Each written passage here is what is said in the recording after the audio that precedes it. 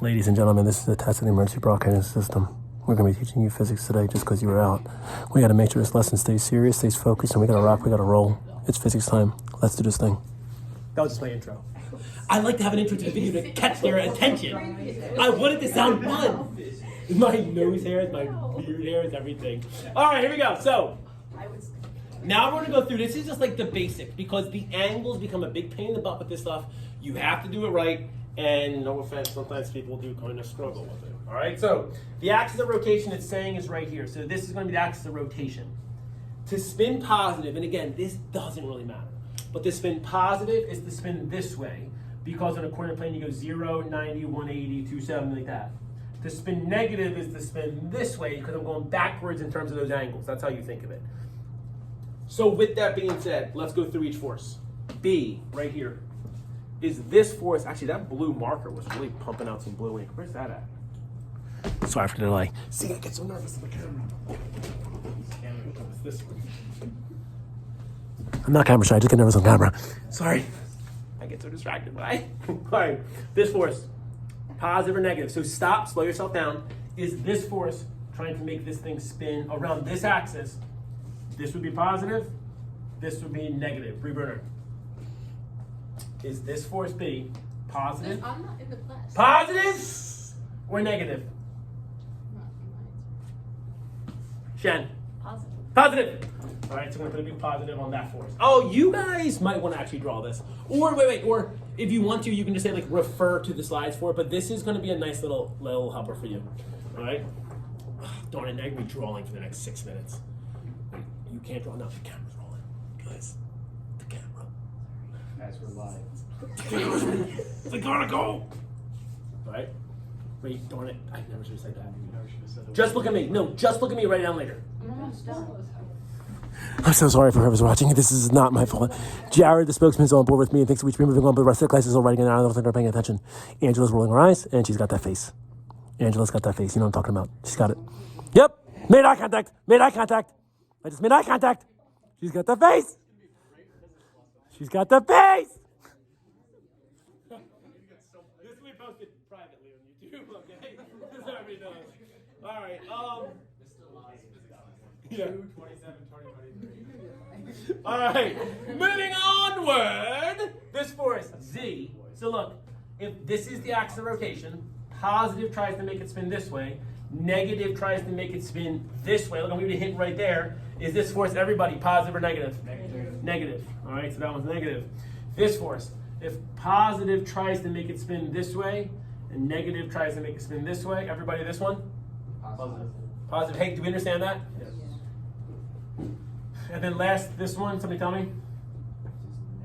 Negative, because it tries to make it spin the opposite way. Now look, the positive, negative, that really doesn't matter, just so you know that this sign has to be the same as this sign. That's what matters. And this sign is going to be the same as this sign because these two try to spin a wheel. Picture like your hands on a steering wheel. When you want to turn, you don't put both your hands up, right? One goes down, one goes up, one goes down, one goes up. So on either side of the axis of rotation, they have the flip sides like that. All right, so that's that. So now we're going to write an equation with this. It's our torque equals I alpha, but because alpha equals 0, I just know the torques that try to make it spin positive have to be equal to the torques that try to make it spin negative. That's all that matters, okay? So let's start with this force right here, all right? Now, it's on an angle. The second you see a force on an angle, what is probably your first thought that's probably going to have to happen? Trigonometry, components, that kind of stuff. So I'm going to draw for this one the y component like that, the x component like this, all right? I'm going to ask you which one matters. But before I ask you which one matters, look here, right? I want to open the door. Look at me. The door example is the most incredibly natural way to just always remind yourself what you need. When I open a door, do I want the component of force that is perpendicular to the door like this? Or do I want a component of force that is parallel to the door like that? What do I need? One that's perpendicular. So now I look at this component right here, and I say, do I need the y or do I need the x? I need the y. If you just relate it to that example, which is obvious common sense, you'll always get that right. Now here's the next weird thing. I have two options with this. I could redraw my y component right here. If I redraw my y component right here, and this is the angle of 70, is the y component opposite or adjacent of that 70? It's opposite, and now we'll deal with sine, right? Or if I wanted to, I could complete the 90 degrees and say that this theta equals 20. Does that make sense? Just kind of complete a 90. And now it would be adjacent of y. I don't care how you do it, right? Let's call it sine of 70 for this one. So that means that my force, I'm going to write down here, force B, sine of 70. That sine of 70 is saying, give me the y component, the perpendicular component of this force B. This that I drew on the board right here, is this a force right now, or is this a torque? What is this? This is only a force. What makes it a torque? Multiplied by the distance. Now the distance on this picture, first of all, is totally not to scale. It says the entire thing is 8. And then there's 3 here and 1.5 here. So there's 4.5 on this side. So that means there has to be 3.5 on this side. And it's totally not to scale. I'll write that 3.5. Just checking in. Hope you're doing all right. I hope the lesson's going okay. Yes, Peter. Sorry, that wasn't a question. Oh, I thought it was. It looked like a inquisitive. Oh, no? No, sorry. Okay, all right. All right. So this is times 3.5. Wait, questions here? Sean, ask it. It's on camera for everybody to hear, but ask it. The whole world's going to see this video. It might go viral. You might become famous. You might be the girl who asked the dumb question in the physics video that everybody in the world's watching. Okay. All right, so this is this. All right, plus my other positive torque. So this one was positive, and then we said this force here was positive. I'm going to get rid of this 4.5. So now look at this other positive force, which is the force X. What about this force tells me if I'm going to use sine, cosine, or maybe no trig needed? Garrett, spokesman. No trig needed because it's going straight down, there's no angle. Yeah, it's already perpendicular to my level arm. It doesn't even give me an angle to use if I wanted to. So that one can fortunately just be force X times the distance, and that distance it tells you is 1.5 from the axis of rotation. All right. Now these are my forces that go in the positive way. They have to be equal to my forces that go in the negative way. Not that positive has to equal negative. It's just like this direction has to equal this direction is what I'm saying with that. Okay.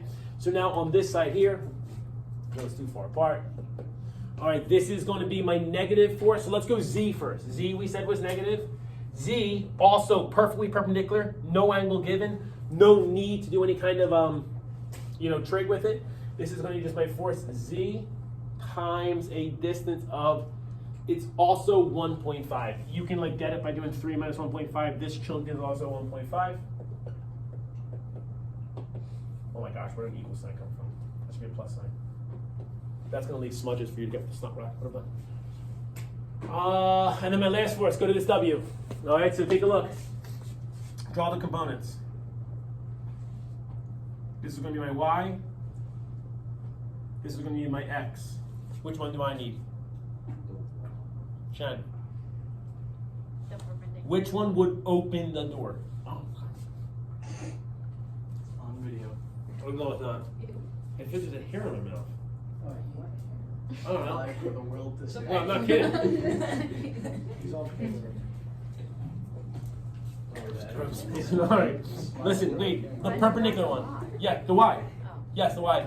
Would it be correct to say this? Guys, would it be correct to say you're always going to need the vertical component? No. Because watch how fast I can change that. Look. If I drew this thing like this, if I drew a stick like this and I said, here's the axis of rotation, how do you need to push right here? Is it like this or is it like this? It's this one, right? So it's going to be the component that's always perpendicular. That you can say. It's always the perpendicular component, but that could switch back and forth between the X and the Y. All right?